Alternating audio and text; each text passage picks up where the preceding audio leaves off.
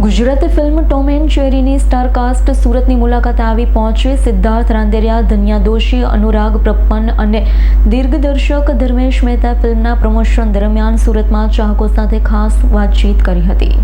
ગુજરાતી સિનેમાના ચાહકો માટે ખુશીના સમાચાર છે. બહુપ્રતીક્ષિત Gujarati film Tom and Jerry હવે મોટા પડદા પર ધમાલ મચાવવા તૈયાર છે. ફિલ્મના પ્રમોશનના ભાગરૂપે દિગ્દર્શક ધર્મેશ મહેતા સાથે અભિનેતા સિદ્ધાર્થ રાંદેરિયા, ધન્યા દોશી અને અનુરાગ પન્ન સુરતની મુલાકાતે આવ્યા હતા. સુરતમાં સ્ટાર કાસ્ટે ચાહકો સાથે રૂબરૂ મુલાકાત કરી ફિલ્મની વાર્તા, શૂટિંગના અનુભવ તથા ફિલ્મ બનાવવાની સફર અંગે ખાસ વાતચીત કરી હતી.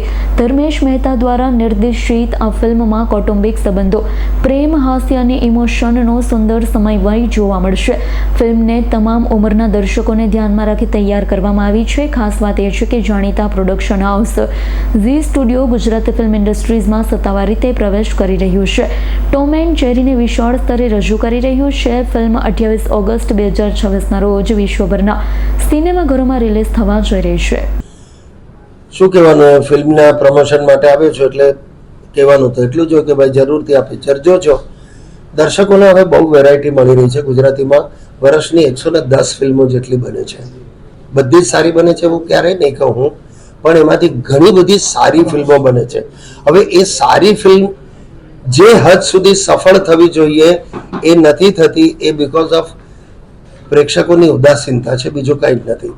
બહારના લોકો એ પિક્ચર જુએ છે અને વખાણે છે, પણ આપણા જ લોકો, આપણા ગુજરાતીઓ એ ફિલ્મોને જેટલો સપોર્ટ થવો જોઈએ હજી સમજાતું નથી. શું કારણ હોઈ શકે એની પાછળ? કારણ કે હિન્દી ફિલ્મ આવે છે તો આપણે વધારે પહેલાં ત્યાં દોડીએ છીએ, પછી ગુજરાતીને આપણે પ્રાયોરિટી આપીએ છીએ. તો આવું ન થવું જોઈએ એવું મને લાગે છે. It is high time.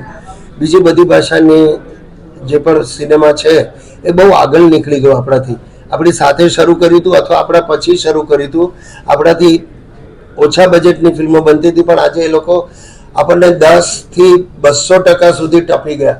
મલયાલમનો દાખલો લઈએ, મરાઠીનો દાખલો લઈએ, બીજી ઇતર ભાષાઓનો, તો એના પ્રમાણમાં ગુજરાતી ફિલ્મો આટલા વર્ષોથી બનતી હોવા છતાં જે લોકચાહના, પહેલાં એક એવો સમય હતો સિંગલ સ્ક્રીનની ફિલ્મો બનતી ત્યારે, કારણ કે એનો ફિક્સ ડેડિકેટેડ ઓડિયન્સ હતું જેમને ખબર હતી કે અમારે આ પિક્ચર જોવા જવું છે. અને ત્યારે સિલ્વર જ્યુબિલી તો બહુ સામાન્ય વાત હતી એ ફિલ્મો માટે, સિલ્વર જ્યુબિલી થવી.